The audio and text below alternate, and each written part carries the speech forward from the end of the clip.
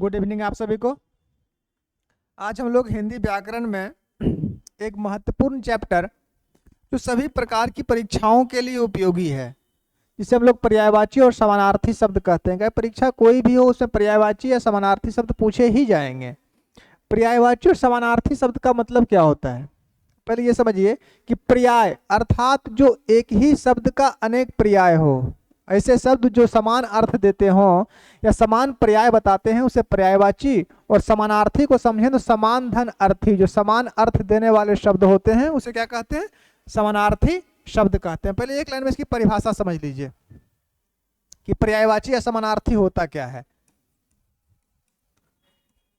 पर्यायवाची या समानार्थी शब्द, पर्यायवाची या समानार्थी शब्द, अगर इसकी परिभाषा को देखें तो ऐसे शब्द,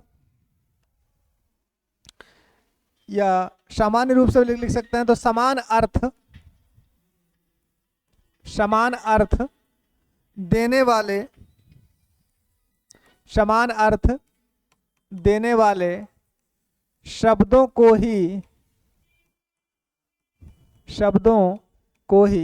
समान अर्थ देने वाले शब्दों को ही पर्यायवाची या समानार्थी शब्द कहते हैं। समान अर्थ देने वाले शब्दों को ही पर्यायवाची या समानार्थी शब्द कहते हैं। जो समान अर्थ दे, जिसका पर्याय समान हो, जो एक ही मतलब के लिए प्रयोग में लाए जाते हों और इनके स्थान पर उन शब्दों का हम लोग प्रयोग कर सकते हैं, उसे क्या कहते हैं, पर्यायवाची या समानार्थी शब्द। अब हिंदी में कि जो प्रमुख पर्यायवाची शब्द हैं उनको देखते हैं। तो ऐसे लिख सकते हैं, महत्वपूर्ण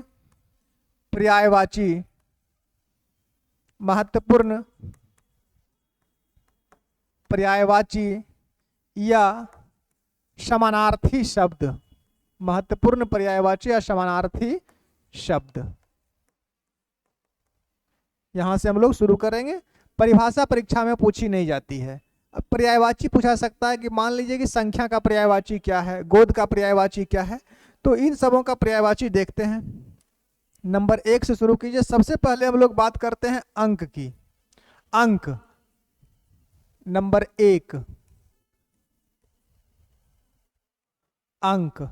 अब अंक शब्द का पर्यायवाची क्या क्या होता है थोड़ा देखिए। अंक गोद को भी कहते हैं, गोद को भी अंक कहते हैं। अंक करोड़ को भी कहते हैं, गोद का पर्यायवाची एक करोड़ भी होता है। अंक का पर्यायवाची संख्या भी होता है, आंकड़ा भी होता है। आंकड़ा, इसका पर्यायवाची गिनती भी होता है। अनेक पर्यायवाची हो गया। अंक मतलब गोद भी, माता का जो गोद होता है, करोड़ भी इसको कहते हैं, संख्या भी, आंकड़ा भी, गिनती भी, ठीक है। और एक शब्द समझिए तो एक शब्द होता है हिंदसा। हिंदसा मतलब भी गोद, अंक। अब यहाँ समझने वाली बात यह है कि अगर अंक का पर्यायवाची गोद हो रहा है तो गोद का पर्यायवाची क्या हो जाएगा, अंक हो जाएगा। अगर संख्या का पर्यायवाची अंक है तो अंक का पर्यायवाची क्या हो जाएगा, संख्या हो जाएगा। इन सबों का पर्यायवाची वो भी हो सकता है। स्पष्ट है। चलिए नंबर 2, एक अंक था तो एक अंग लिखिए कि अंग का पर्यायवाची क्या होता है। अंग मतलब भाग होता है, भाग। इसी को अंश भी कहते हैं। अंग का पर्यायवाची भाग है, अंश है, हिस्सा है, हिस्सा होता है, पक्ष होता है। जो महत्वपूर्ण शब्द हैं जो पूछे जा सकते हैं, अंश का पर्यायवाची पूछा जा सकता है, पक्ष का पर्यायवाची पूछा जा सकता है। और एक होता है अवयव। अवयव भी परीक्षाओं में पूछे जाते हैं। तो जब इसका अंक का पर्यायवाची भाग है तो भाग का पर्यायवाची क्या हो गया, अंग हो गया। आई बात समझ में। नंबर 3 पर आइए, देखिए अंचल। अंचल जो महत्वपूर्ण है, जो परीक्षाओं में पूछे जाते हैं, उसी को लिखना है। अंचल, अंचल का पर्यायवाची क्षेत्र भी होता है। हम लोग तद्भव में इसे इलाका भी कहते हैं। क्षेत्र, इलाका, इसको प्रांत भी कहते हैं, प्रदेश भी कहते हैं, और एक पर्यायवाची का किनारा भी होता है। काफी है। आगे अंजन, ये पर्यायवाची पूछी गई थी पिछली बार। अंजन, अंजन का मतलब मूल रूप से होता है काजल, जो आंख में लगाया जाता है उसको बोलते हैं काजल, हो गया। आंख में लगाने के लिए हम सुरमा का भी प्रयोग करते हैं, सुरमा।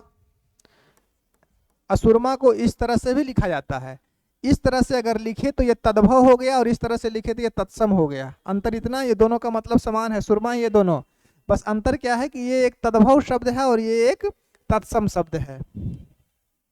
ठीक है। एक अगर क्षेत्र में देखें तो इसको कजरा भी बोलते हैं। चलिए नेक्स्ट, अंत, ये एक मोस्ट पर्यायवाची यहां फिर मिला गया आपको। देखिए अंग, अंक और एक अंत, अंत का पर्यायवाची पूछा जाता है। अंत का पर्यायवाची होता है आखिर, आखिर, इति, इतिश्री भी इसको कहते हैं, इतिश्री, एक साथ लिखिएगा इतिश्री। इसी को संहार बोलते हैं, इसी को खत्म भी कहते हैं, खत्म, और इसी का विनाश भी पर्यायवाची होता है। ये बहुत महत्वपूर्ण है। अभी तक के सभी पर्यायवाची में ये 5वां नंबर जो है ये ज़्यादा मोस्ट है, इसके पर्यायवाची पूछे जाते हैं। आखिर, इति, इतिश्री, संहार, खत्म, विनाश, समाप्ति, समाप्ति आदि ये चलते रहता है। इसके बहुत सारे पर्यायवाची होते हैं, इतना पर्याप्त है। विनाश का भी पूछ सकता है, किसी का भी पर्यायवाची पूछे सब एक है। स्पष्ट है? आगे बढ़े, लिख रहे हैं ना?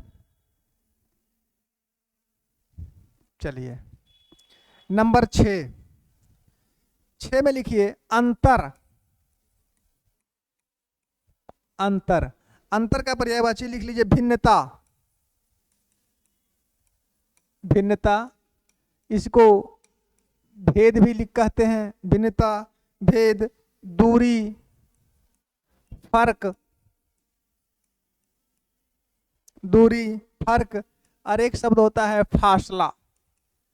ये हो गया किसका पर्यायवाची? अंतर का पर्यायवाची हो गया। अंतर के बाद आगे आ जाइए अटल पर, ये मोस्ट पर्यायवाची है अटल शब्द, ये भी एक मोस्ट है, इस ये भी पूछे जाते हैं। अटल, अटल का मतलब होता है अचल, जो ना चले, अडिग, जो ना डिगे, अविचल, अविचल हो गया। और एक लिख लीजिए नित्य होता है इसका पर्यायवाची, नित्य। एक होता है पर्यायवाची इसका ध्रुव, ध्र से, ध्रुव इसका पर्यायवाची होता है अटल का। आगे आ जाइए अतिरिक्त, 8वां नंबर भी मोस्ट है। अतिरिक्त का पर्यायवाची भी पूछा जाता है, विभिन्न एग्जामों में पूछा जाता है। अतिरिक्त का पर्यायवाची क्या होगा? अतिरिक्त का पर्यायवाची होता है अलावा, अलावा इसका पर्यायवाची होता है। अलावा के बाद छोड़कर इसका पर्यायवाची होता है, छोड़ नहीं छोड़कर, दो शब्दों के साथ मिलकर बना है छोड़ और कर, छोड़कर का पर्यायवाची। फालतू, फालतू, सिवा, और एक शब्द और लिख लीजिए सिवाय। ये सभी अतिरिक्त के पर्यायवाची हैं।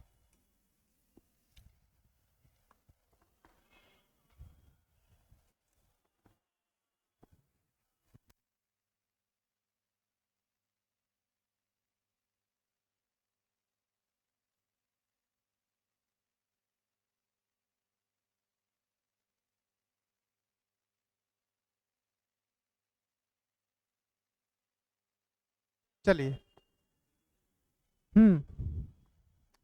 आगे अतिरिक्त के बाद एक पर्यायवाची लिखिए नंबर 9 में अंधकार, ये भी मोस्ट है। परीक्षा के दृष्टि से जो महत्वपूर्ण है आज उन्हीं को पढ़ना है। अंधकार, अंधकार बोलते हैं तम, इसी को तिमिर कहा जाता है, तम है, तिमिर है। ध्वांत, एक शब्द होता है ध्वांत, एक होता है तमिश्र, तमिश्र के बाद एक शब्द होता है तमस, तमस में स्व में हलंत लगा दीजिएगा। और अंधेरा भी लिख सकते हैं, अंधेरा भी इसका पर्यायवाची होता है, अंधेरा, अंधियारा भी लिख सकते हैं। तो ये सब ये शब्द सामान्य है। अंधियारा ये अंधकार का पर्यायवाची हो गया। अंधकार के बाद आ जाइए अखंड पर, नंबर 10, ये भी मोस्ट है। अखंड, जिसका खंड ना हो सके, अखंड। अखंड का पर्यायवाची लिखिए अछिन्न, जिसको बांटा ना जा सके उसे अछिन्न कहते हैं। अछत, जिसका कोई छत ना हो, छत मतलब हानि या छत मतलब टुकड़ा, उसे अछत कहते हैं। इसी को शाबूत भी कहा जाता है, शाबूत। इसको अभंग, जिसको भंग ना किया जा सके, अभंग भी कहते हैं। अखंड का पर्यायवाची अछिन्न, अछत, साबूत, अभंग। अभंग के बाद एक लिख लीजिए निरंतर। निरंतर का पर्यायवाची पूछा गया था बिहार पुलिस के एग्जाम में कि निरंतर का पर्यायवाची क्या होता है, तो ये सभी निरंतर के ही पर्यायवाची हैं। इसके बाद आ जाइए नंबर 11 और अहंकार। अहंकार बोलते हैं घमंड को, अहंकार। इसके पर्यायवाची लिखिए दंभ, इसका पर्यायवाची होता है घमंड। दंभ, घमंड, दर्प, मद, सब सामान्य शब्द हैं। गरूर शब्द होता है, बहुत लोग बोलते हैं कि गुरूर होता है, गरूर होता है, गरूर, गुरूर नहीं होता है। दंभ, घमंड, दर्प, मद, गरूर। और एक होता है गुमान शब्द, गुमान, नौ के नीचे नक्ता। ये पर्यायवाची हो गए अहंकार के। इतना लिखिए, फिर आगे चलते हैं।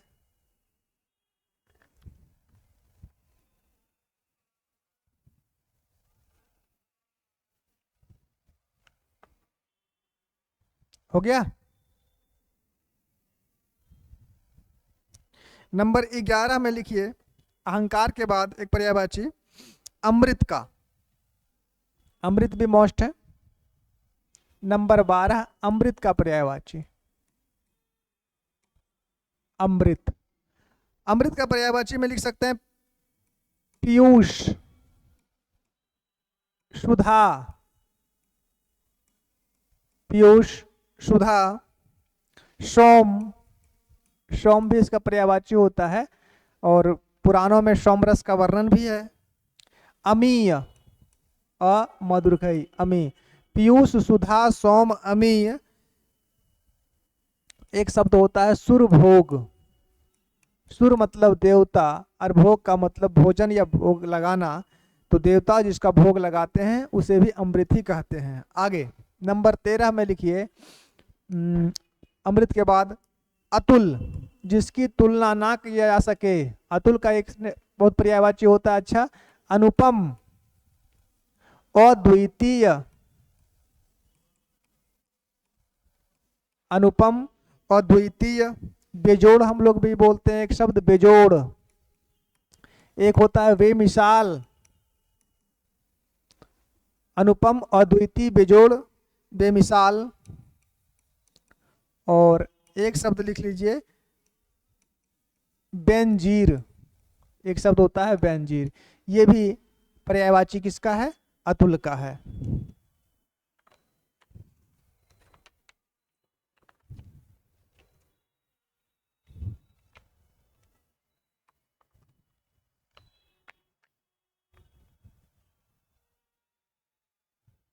आगे बढ़े। नंबर 14 में लिखिए अरण्य। अरण्य मतलब जंगल। अरण्य का पर्यायवाची, अरण्य का पर्यायवाची लिख सकते हैं वन, जंगल, वन, जंगल। कानन, विपिन, ये आसान भी है और आप लोग को याद भी होगा। कानन, विपिन, कांतार, कांतार काफी है। एक शब्द लिखिए नंबर 15 में अधर। अधर मतलब ओठ, अधर। अधर का पर्यायवाची में लिख लीजिए सकते हैं ओठ। और ओठ को संस्कृत ये तत्सम शब्दों में ओष्ठ कहते हैं। ओष्ठ, ओष्ठ बोलते हैं। आधार, ओठ, ओष्ठ। एक होता है रदपुट, रदपुट, और एक शब्द होता है इसके लिए लव, लव। ये अधर का पर्यायवाची हो गया। अधर मतलब ओठ, अधर को हम लोग ओष्ठ बोलते हैं, ओठ बोलते हैं, रदपुट बोलते हैं और लब बोलते हैं। नंबर 16 में आ जाइए, अधर्म का पर्यायवाची। अधर्म, अधर्म का पर्यायवाची में पाप लिख सकते हैं, पाप, अनाचार, पाप हो गया, अनाचार, जुल्म, जुल्म,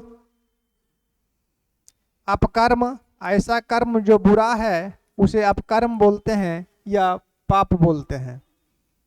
अपकर्म, अपकर्म के बाद एक लिख सकते हैं अनीत, जो नीति के अनुसार नहीं हो, अनीत। ये हो गया अधर्म का पर्यायवाची। अधर्म के बाद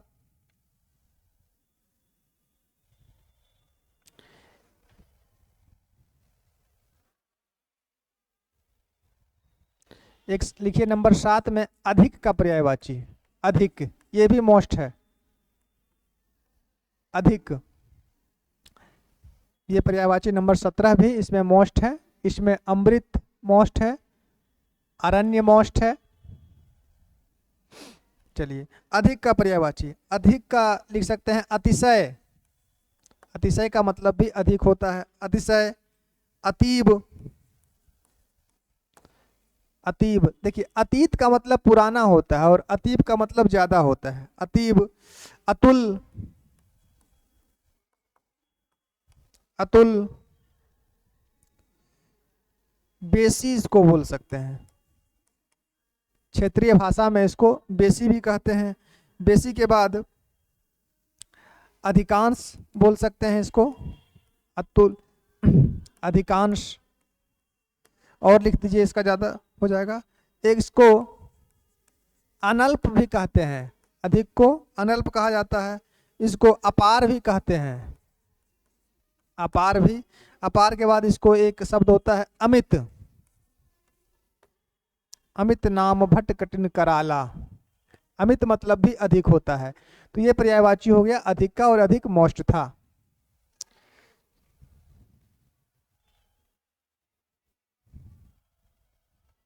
चलिए आगे, हो गया,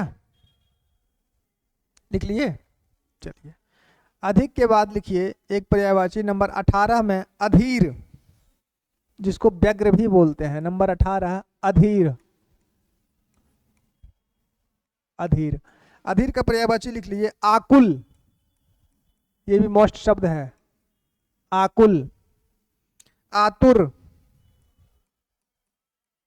आतुर, आकुल, आतुर। एक शब्द होता है इसके लिए व्यग्र, एक होता है बेताब, बेताब, और एक होता है विकल।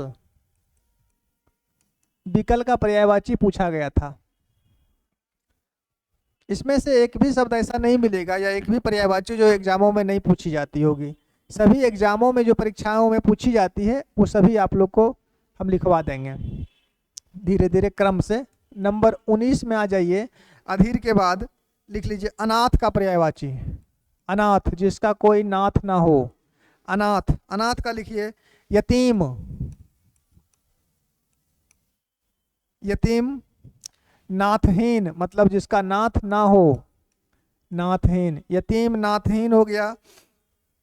दीन होता है, एक शब्द होता है निराश्रित, जो किसी के ऊपर आश्रित ना हो, निराश्रित। इसके बाद एक नंबर 20 में लिख सकते हैं अनुरूप, अनुरूप, रूप के अनुसार, अनुरूप। इसको समदृश्य बोलते हैं, समदृश्य, समान दिखने वाला। सदृश्य भी कहते हैं, जो समान दिखे।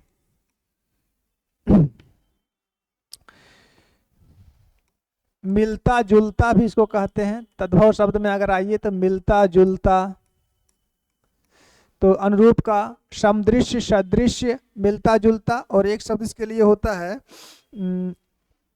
समान।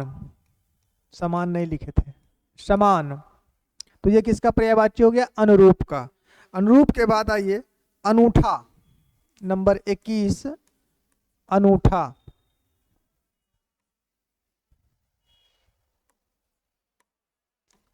अनूठा का पर्यायवाची, अनूठा का लिखिए अनोखा।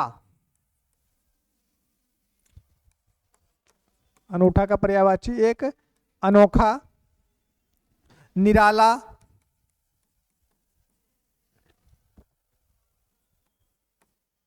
अनोखा निराला, विचित्र विलक्षण,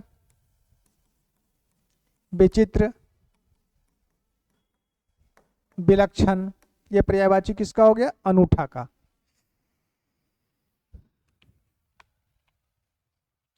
अनूठा के बाद नंबर 22 में अल्प। अल्प मतलब होता है थोड़ा या कम, तो दोनों लिख लीजिए। अल्प का पर्यायवाची एक थोड़ा हो जाएगा, एक कम हो जाएगा। कम एक होता है अपर्याप्त, अपर्याप्त, और एक होता है नाकाफी। नाकाफी ये एक फारसी शब्द है, नाकाफी, है ना। अल्प के बाद एक लिख सकते हैं नंबर 23 में अवज्ञा। अवज्ञा का मतलब होता है अवहेलना करना, किसी का तिरस्कार करना। अवज्ञा ये भी मोस्ट है, लिख सकते हैं इसका अनादर। अनादर, अवमानना, तिरस्कार, तिरस्कार और अपमान। तिरस्कार और अपमान ये सभी किसके पर्यायवाची हो गए? अवज्ञा के पर्यायवाची हो गए। जल्दी लिखिए।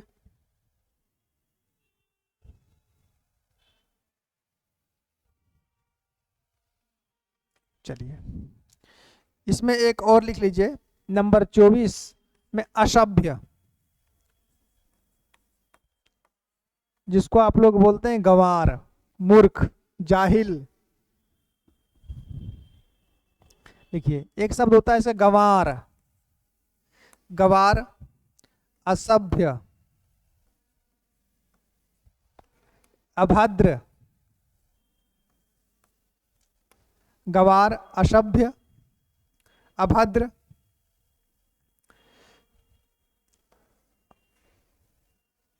एक शब्द लिख लीजिए इसका अवशिष्ट।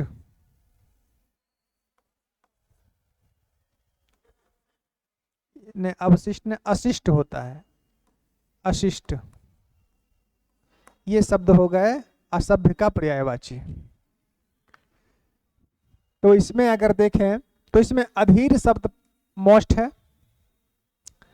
अनुरूप मोस्ट है, अल्प मोस्ट है, और एक अवज्ञा मोस्ट है। अब कॉपी में जाके विभिन्न एग्जामों में मिलाइए तो पता चलेगा कि जितना लिखा रहे हैं सारा का सारा पूछा ही गया है। हो सकता है अधीर ना पूछ के आतुर पूछ दिया हो, अल्प ना पूछ कर और पर्याय पूछ दिया हो, या थोड़ा का पर्यायवाची पूछ रहा हो। अवज्ञा का पर्यायवाची तिरस्कार पूछ दिया हो कि तिरस्कार का पर्यायवाची लिखिए।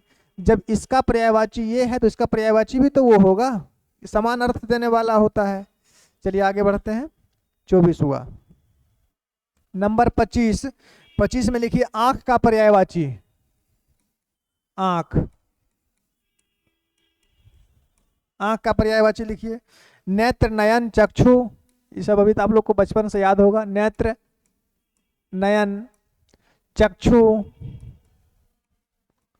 नेत्र, नयन, चक्षु, लोचन, दृग, अक्षी, लोचन, दृग, अक्षी। अक्षी में हर सही होता है, अक्षी। और एक होता है अक्ष, अक्ष। आकाश का पर्यायवाची ऐसा कुछ नहीं है कि आप लोग को ये सभी चीज़ें याद नहीं होगी। हाँ, ध्यान नहीं होने के कारण या पढ़ाई में थोड़ी सी विलंबता के कारण ये इतना ये सब चीज़ें नहीं पूछी जाने लगी तो आप लोगों को ओझल हो गया होगा। हो सकता है कि आकाश का दो चार पर्यायवाची आप लोग को भी पता होगा। लिखिए, नभ अंबर, नभ अंबर गगन, नभ अंबर गगन, व्योम अनंत, व्योम अनंत, पुष्कर, पुष्कर आप लोग को नहीं पता था, पुष्कर, दयु, पुष्कर दयु, आसमान फलक, ये पता था आसमान आप लोग को, एक होता है फलक,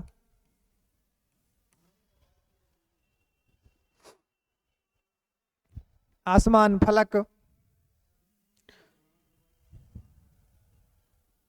दिव नाक, देखिए एक दिव भी होता है और एक नाक। नाक पर्यायवाची स्वर्ग का भी है और नाक पर्यायवाची आकाश का भी होता है।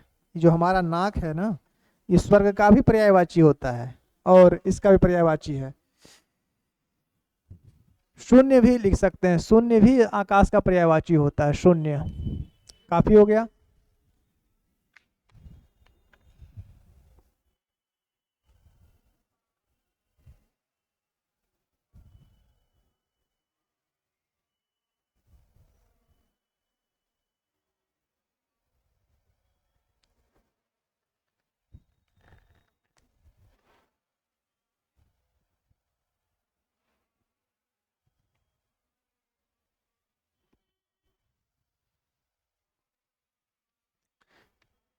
चलिए नंबर 27, 27 पर आ जाइए। लिखिए पर्यायवाची आत्मा का, ये भी मोस्ट है परीक्षा की दृष्टि से। आत्मा, आत्मा का लिख सकते हैं चैतन्य,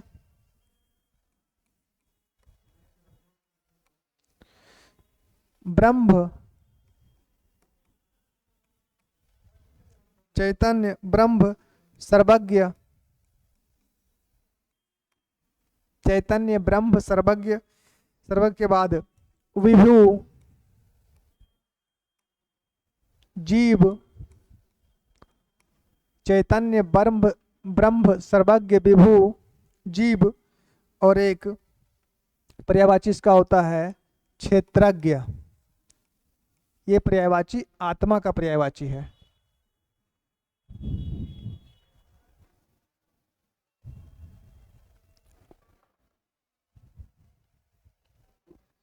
देखिए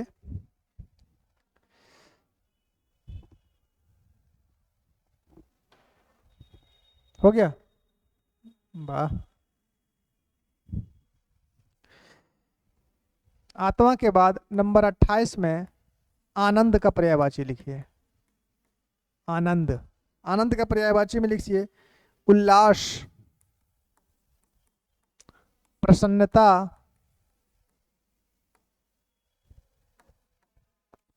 उल्लास प्रसन्नता, मोद प्रमोद, प्रमोद पूछी जाती है, मोद प्रमोद, खुशी, सुख, ये सभी पर्यायवाची किसके हो गए? आनंद के हो गए। आनंद के बाद नेक्स्ट नंबर 29 में लिखिए आंसू का पर्यायवाची, आंसू का पर्यायवाची, ये भी मोस्ट है। आंसू के पर्यायवाची पूछे जाते हैं एग्जामों में। आंसू का लिखिए,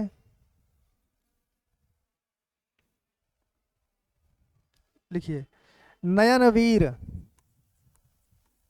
नयन वीर, नयनवीर के बाद लिखिए नेत्रवारी, नेत्रवारी, वारी मतलब जल और नेत्र मतलब आंख, नेत्र नीर, नेत्र नीर, नेत्रवारी, नेत्र नीर, और एक लिख लीजिए अश्रु। कितना हो गया जी? नयन, नयनवीर, नेत्रवारी, नेत्र नीर, अश्रु, और एक लिख लीजिए नयन जल, नयन जल, ये पर्यायवाची हो गया अश्रु का। अब महत्वपूर्ण है, चलिए नंबर 30 में पर्यायवाची लिखिए आपत्ति का। इस पूछा भी जाता है आपत्ति का पर्यायवाची। आपत्ति, आपत्ति का पर्यायवाची तो विपत्ति भी होता है। विपत्ति, आफत, प्रयोग में आप लोग करते हैं कि कैसा आफत आ गया है, कैसा मुसीबत आ गया है, कैसा आपदा आ गया है, तो ये सभी किसके पर्यायवाची हैं? आपत्ति के। आपत्ति का विपत्ति, आफत, मुसीबत, मुसीबत, मुसीबत के बाद एक विपदा भी लिख सकते हैं, विपदा भी इसका पर्यायवाची होता है। विपदा, तो आपदा भी लिख लीजिए, आपदा। ये पर्यायवाची किसके हो गए? आपत्ति के पर्यायवाची हो गए।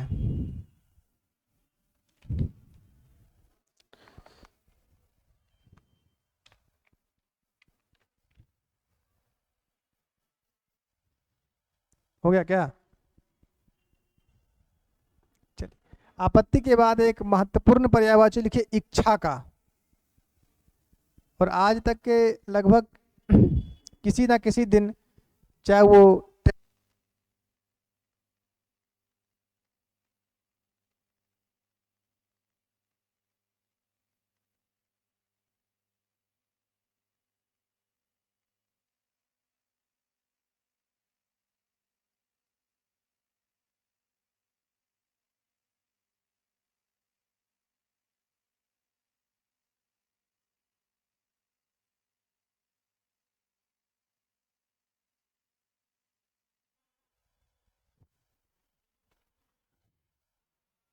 तो ये आपत्ति तक हो गया। आपत्ति का विपत्ति, आफत, मुसीबत, विपदा, आपदा। इसके बाद एक मोस्ट पर्यायवाची लिखिए। नंबर कितना हो जाएगा जी? 30, 31। 31 में लिख लीजिए आप लोग इच्छा का पर्यायवाची, मोस्ट है। इच्छा का पर्यायवाची लिखिए कामना, चाह, कामना, चाह,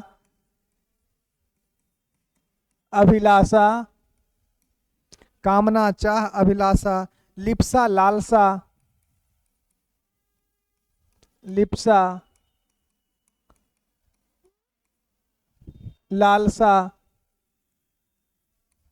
लिप्सा, लालसा, तमन्ना, इहा,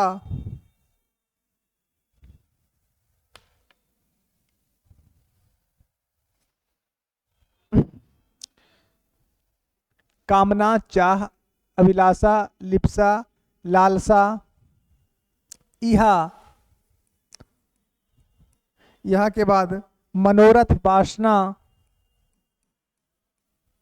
मनोरथ, मनोरथ के बाद तमन्ना बोले थे, तमन्ना। वासना भी इसका पर्यायवाची होता है, वासना। मुराद, अरबी शब्द है ये, मुराद, मुराद। हसरत, ये भी अरबी है,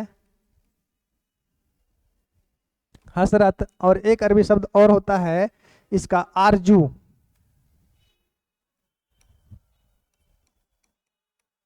आरजू। ये इतने शब्द हो गए इच्छा के, और ये परीक्षा की दृष्टि से महत्वपूर्ण है। इच्छा के बाद एक पर्यायवाची लिखिए नंबर 32, ईर्ष्या, जिसको आप लोग जलन बोलते हैं। ईर्ष्या, ईर्ष्या का पर्यायवाची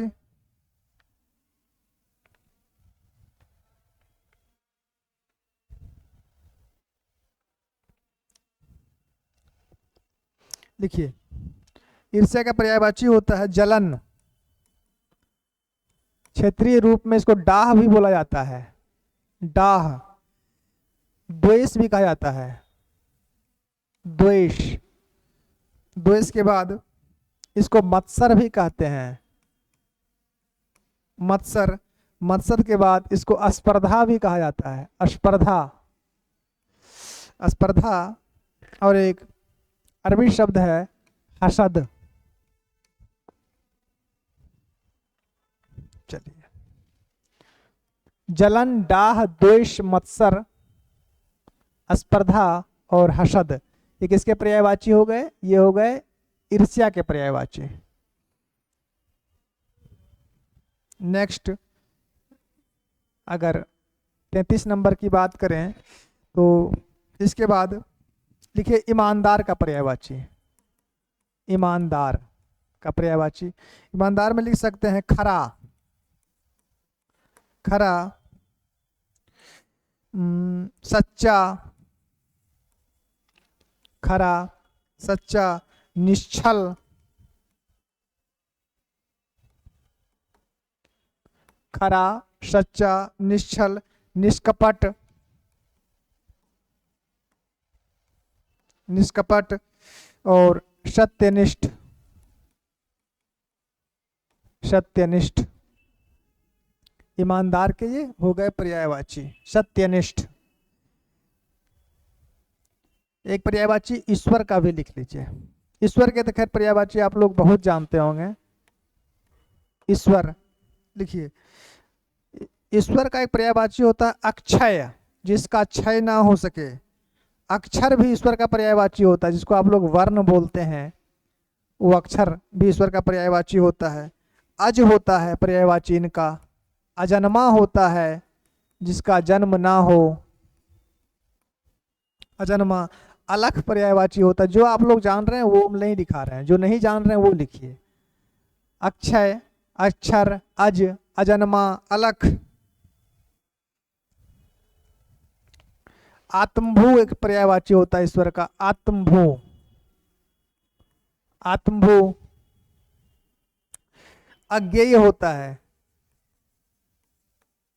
अज्ञेय, जिसे जाना ना जा सके। ठीक है। अनादि, जिसका ना आदि हो ना अंत हो।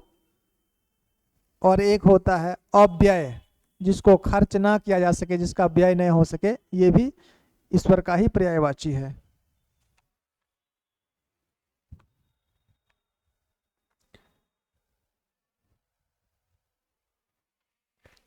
हो गया।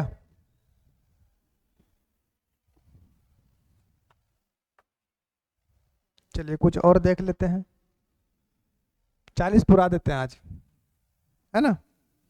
जब तक आप लोग पढ़ सकें तब तक पढ़िए। ईश्वर का हो गया नंबर 34। 35 में लिखिए उत्सव का पर्यायवाची। उत्सव, उत्सव का पर्यायवाची लिख सकते हैं। लिखिए क्षण, क्षण एक शब्द होता है, इनका पर्यायवाची मह होता है, उद्भव होता है। मह, मह, जलसा, क्षण, मह, जलसा। जलसा के बाद जश्न, समारोह।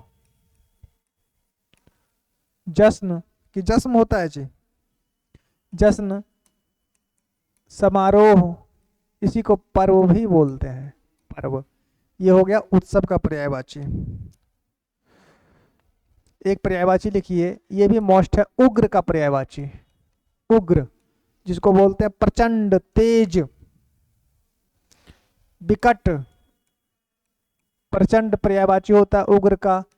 तेज होता है, विकट होता है। ये सभी किसके पर्यायवाची हैं? उग्र के। प्रचंड, तेज, विकट। विकट के बाद कर्कश, कर्कश, तूफानी, कर्कश, तूफानी, भीषण पर्याप्त है। भीषण, ये पर्यायवाची किसके हो गए? उग्र के हो गए। उग्र के बाद लिखिए उन्नति का पर्यायवाची, नंबर 37। मोस्ट है उन्नति का पर्यायवाची, उन्नति। देखिए विकास, उत्कर्ष, विकास,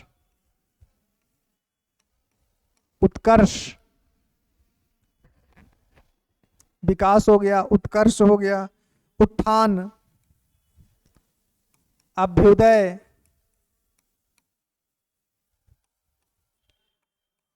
उत्थान, अभ्युदय, प्रगति,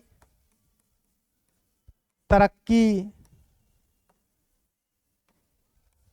काफी है। 38 नंबर में लिख लीजिए,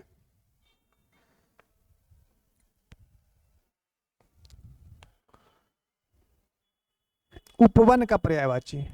उपवन, उपवन का लिखिए, बाग बगीचा,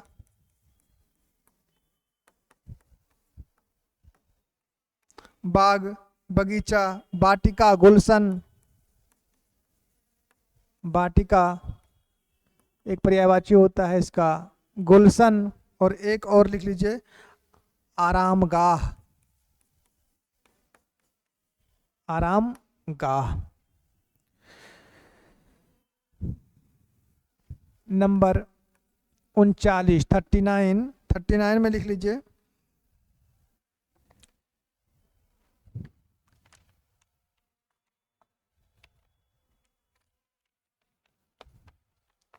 उत्तम का पर्यायवाची। उत्तम, उत्तम का, उत्तम का लिखिए, श्रेष्ठ, श्रेष्ठ, प्रवर, श्रेष्ठ, प्रवर। आप लोग बढ़िया बोलते हैं ना, बढ़िया है, तो बढ़िया भी हो जाएगा इसका पर्यायवाची। प्रकृष्ट हो जाएगा, प्रकृष्ट, और एक हो जाएगा उत्कृष्ट, उत्कृष्ट। ये पर्यायवाची किसका हो गया? उत्तम का हो गया। उत्तम के बाद लिखिए उपकार का पर्यायवाची। उपकार कितना हो गया? 39। नंबर 1 में नंबर 40 कर दीजिए उपकार। उपकार और अपकार में अंतर होता है।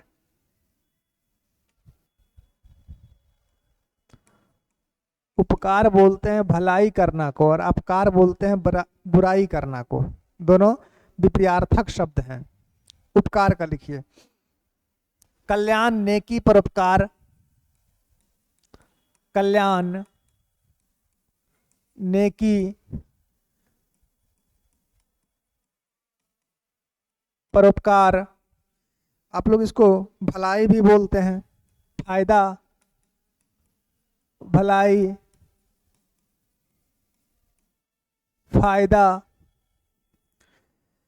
हित, लाभ, सब इसी का पर्यायवाची है। हित, लाभ, अनुग्रह, अनुग्रह। और एक शब्द होता है एहसान, एहसान, एहसान लिखाता है, एहसान नहीं लिखाता है। चलिए 40 हो गया,